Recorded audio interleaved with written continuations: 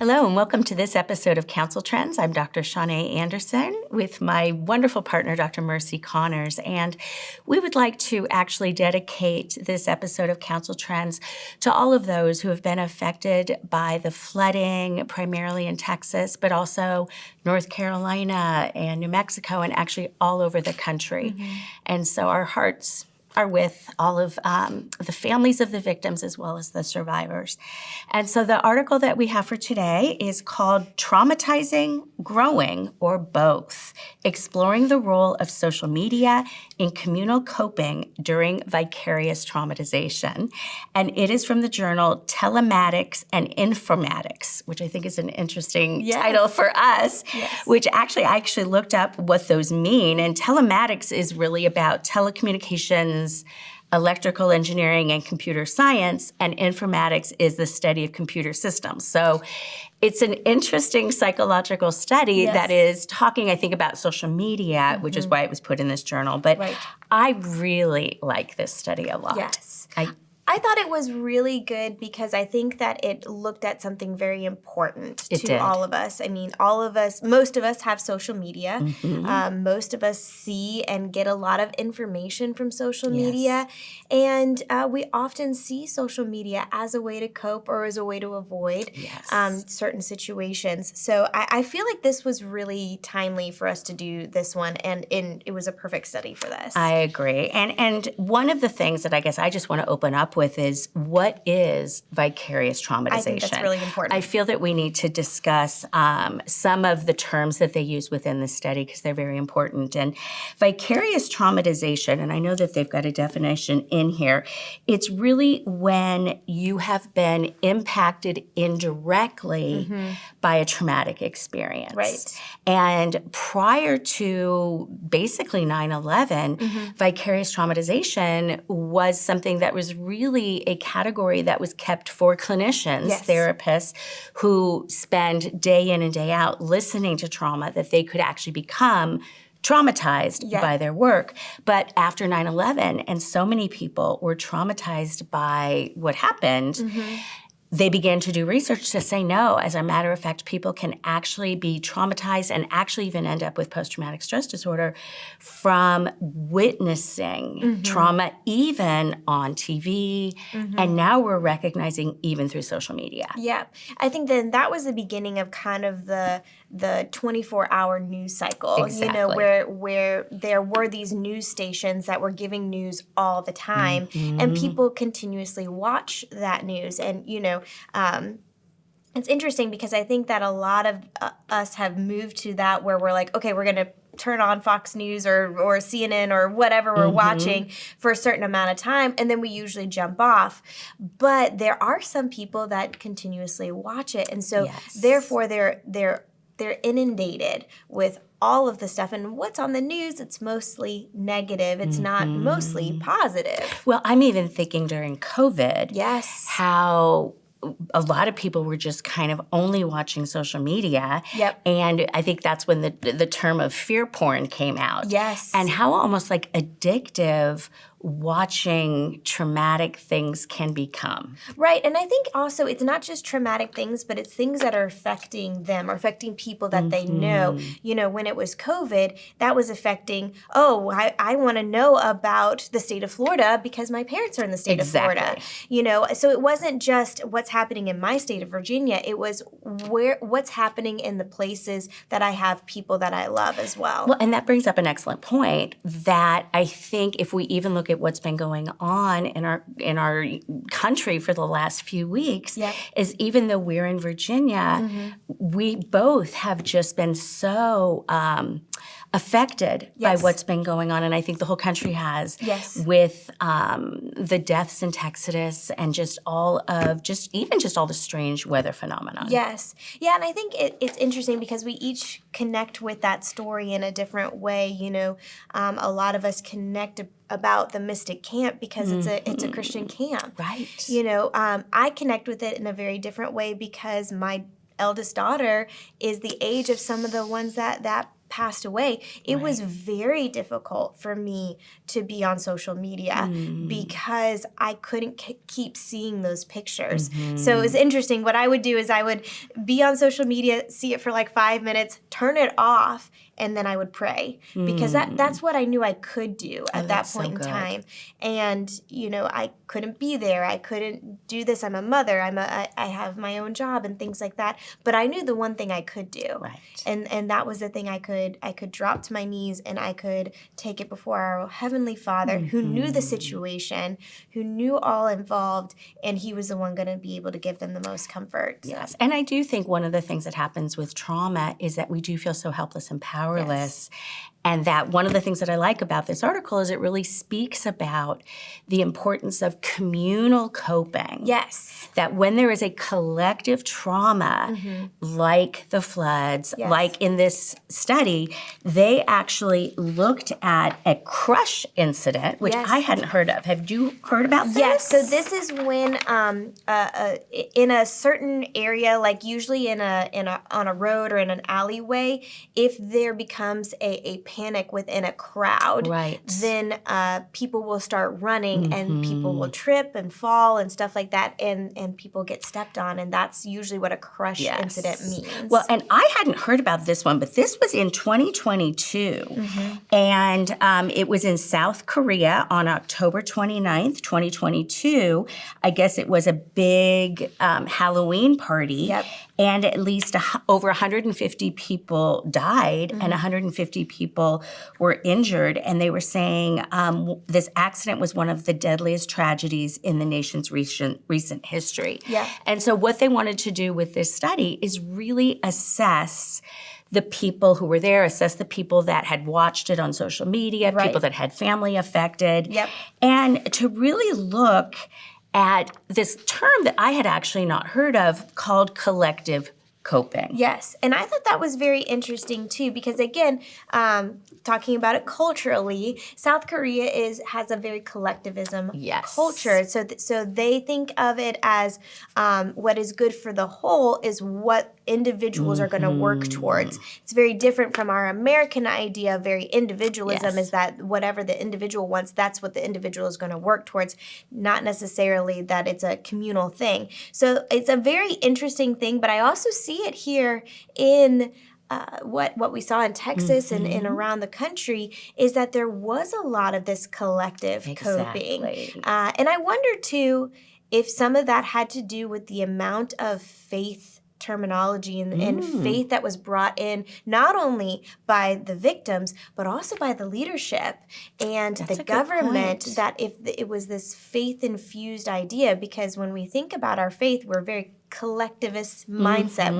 What's good for the faith is what we want to do. That's a real excellent point because I'm thinking I've actually, as you know, coming from Southern California, my son was in the mass shooting. My town had never experienced anything like that. And less than 24 hours later, we had the massive fires. And then I'm even thinking of the fires in Malibu this year and how, yes, there is, I think, some communal coping, but nothing like what we're seeing here. And I think you've got a really good point there that when faith is infused, and I think that may be something that somebody should do an additional study on. Absolutely. But this one, they actually looked at it, they looked at how social media can actually harm by continuously watching the traumatic events that actually can cause the trauma, but also how it can help, which I love because I do think it does. And it talks about the different ways in which it does help through the theoretical model of communal coping. And I thought it was really interesting how they talk about communal coping.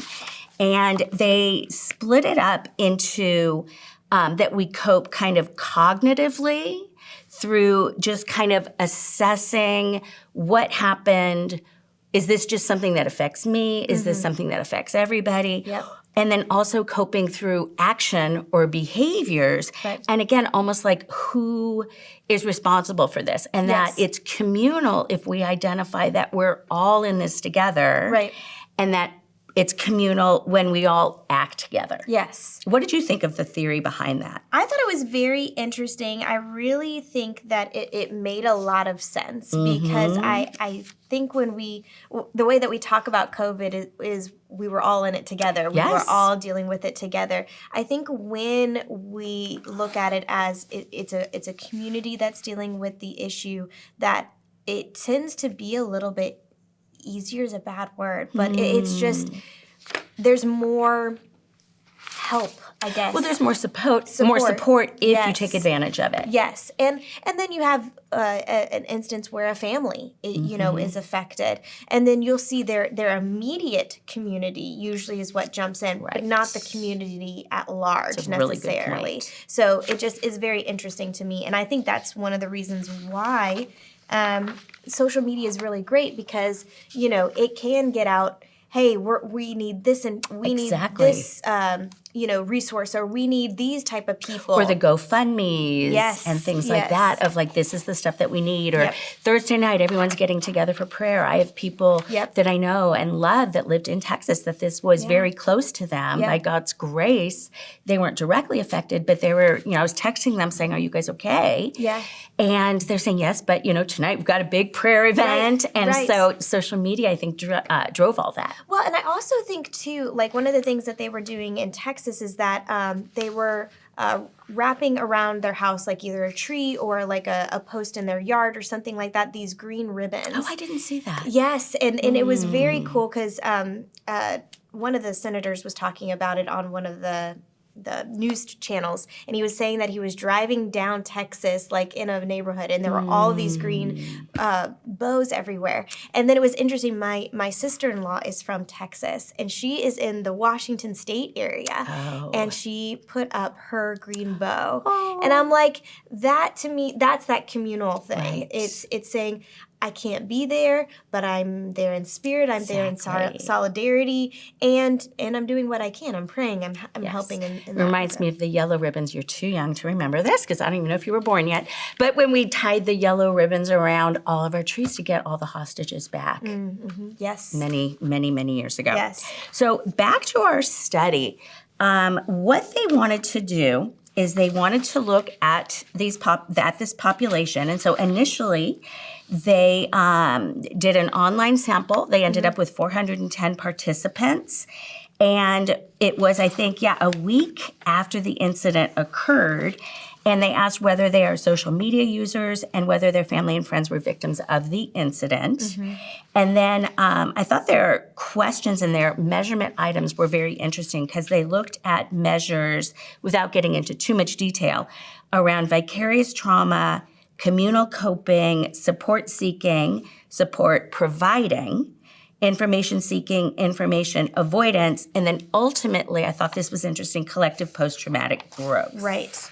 I didn't know if you wanted to touch on any of that. I think it was very interesting too that they were looking at multiple different things that people could do, and really what they were trying to do is see how the whole community was responding to this, and it's very soon after the event. So they had to be ready for this. Well, and what I think is interesting, they clearly did not have to go through an IRB, or the research board, to get permission, because I remember after the mass shooting in Thousand Oaks and the fires, I remember calling John Briere, my mentor, and saying, hey, I would love to do a study on how people are coping. Yes. And he's like, well, it might be too soon, and I don't know if it would get past your ethics board to determine. So maybe because it was South Korea, they were able to do it. But I'm really glad they did, because I think they got some really great data. I think so too. And it was very interesting because their hypothesis was very positive towards social media, and I would have assumed it would be more negative towards social media. So I thought that was very interesting. Which is why I think it's in this journal. Yes, true. So they actually had a number of hypotheses. And the first one is that there would be social media would create vicarious traumatization, but that it would also positively be related to engagement in communal coping processes, including that shared appraisal and joint action. And that's where they did a structural equation model, which I love, and they actually found that, in fact, through social media, watching over and over the trauma, it actually did cause vicarious traumatization. Yes. So that, I think, reaffirms kind of some of the dangers of social media. Yes. Yes, there are definitely some concerns here, and I think that's one of the great things about social media is that you can turn it off. Yes. And I think that's one thing that we have to remember in our life is that for me, in this situation, I knew I could only take it in very small doses because of the way that I connected with the story. And so, like I said, I would be on it for like 5 minutes and then I'd turn it off. But see, I think you have really good self-awareness and you're able to kind of notice that you are not responding well. And I just don't know how many people know how to do that. Yep. Because I'm just thinking, especially those that have been affected by a trauma, so many of my patients after the borderline shooting, after the Las Vegas shooting, victims of the fires all throughout Southern California, I think because of the nature of how they were feeling, they would actually stay glued to the TV all day, all night. And I do think in some ways it may have made the trauma worse. Right. I think it was probably re-traumatizing. But I think in their mind it was almost an attempt to control it maybe. Or to be a part of it. Well, if they were already a part of it, I think it was almost keeping it going. I know for one of my patients in particular, she would just sit and watch the news over and over and over and watch social media over and over and over. And I think it actually would continue to re-traumatize her and she would just dissociate and numb out. I don't think it was a good thing for her. Yeah. And so that's why I think it's going to be very important if you're involved in a traumatic event. To be aware. Be aware. Is it going to be helpful for me to just sit and watch this all day long? Yep. And I think that's the difference between somebody who lives in Virginia and somebody who lives in Texas, right? People in Texas, they may be knowing some of the victims. And so they're trying to get information on, has this person been found? Right. Is my loved one okay? So there's going to be that kind of thing. Again, the thing is to realize when those emotions, when that is going to start affecting you. Now, of course, there's going to be grief and things like that. But you have to realize when you're compounding the grief. So again, that's knowing yourself well enough. And being able to emotionally regulate enough to set down the phone. Right. And I mean, we even talked about this even after, I did communicate with some people about the floods and the children and things like that. I had dreams afterwards that really affected me. And so again, that's where I was like, okay, Time to put it away. Because I realized that was where my mind was going to go. And I think, again, this can be this is starting to affect me now. I've got to put it down. But that doesn't mean I don't pick it up in, a day or two or a couple you hours. titrate the dosage. Yes, and exactly. That is actually one of the kind of rules we have for treating trauma is you need to titrate when you begin to kind of reprocess it. But I think beginning to try, if you can, titrating the social media may make it less traumatic for you. And I think this is also a completely other topic is when social media is an addiction. And then one of these issues is it will re-traumatize you. It will continue to traumatize you if you can't learn those good coping skills around your social media use. So this is a double-edged sword, so to speak. So another hypothesis that they had in this research paper is that actually engaging in communal coping that includes a shared appraisal that kind of like we're in this together, as well as joint action, and it's our responsibility to do something, that it is positively related to an individual's ability to provide support, seek information, or avoid information. And they actually found that was found. The research proved that hypothesis was true, that really when a community has this vicarious traumatization, that if they do come together and use the communal coping as they did in this study, that it is very adaptive for dealing with the trauma. Yes. And I think that's very interesting because it really does show that it does balance it, because information seeking and information avoidance are both in there. And it's very interesting that it's like the community knows what's good for the individual. Well, and that's where I think this study, as we discussed previously, is very important because it does talk about, we know the internet can be very helpful for getting support, for taking support, for getting information. But that last one of information avoidance I thought was very particularly interesting because it's basically talking about exactly what you did. That it's about recognizing that sometimes this is too much and I need to avoid it. And I know this is a whole new concept that came up like in the last 5 years or so in the trauma world, that it's actually okay, especially early on, after a traumatic event, that if you don't want to talk about it, that's okay. Yes. If you don't want to watch social media about it, that's okay. That actually the avoidance can be adaptive to allow your brain to kind of catch up and kind of process it on its own. Yes. And I think that we have to realize, too, that when we are taking in social media, sometimes our brain isn't able to process all of that in that maybe 5 to 10 minutes that you're looking at social media. So you have to give it time to come Catch back up. to come back to baseline and then again to engage in the coping skills that you have yourself, like what I said. I put down the phone and I prayed because that was the only thing I could do. Right. But that was my good coping skills, and then I focused on something else, came back to it, a day or two later. But again, that is realizing yourself and being very aware of your own self. But I loved that it also showed how much this brought the community together, that this community in general was able to experience post-traumatic growth. Well, exactly, which was our last hypothesis. Yes. Do you want to read the third hypothesis, or do you want me to catch that one? Yes, go ahead. The third hypothesis was that individuals' engagement with social media, which again, are they using it to provide support, to seek support, to get information, or their avoidance, will actually be positively related to their collective post-traumatic growth. Yes. Post-traumatic growth, just real quick, is when you can experience a very intense traumatic event, but you actually can be positively transformed by it. And I love this whole concept. Yes. Because it doesn't mean like just because you've had this trauma that you're broken and that you're going to be broken forever. Right. There's a lot of people that actually, because of the trauma, can have this profound transformation and they can have relationships that are stronger than ever. Yes. It can impact their faith, their family, so many things. Yes.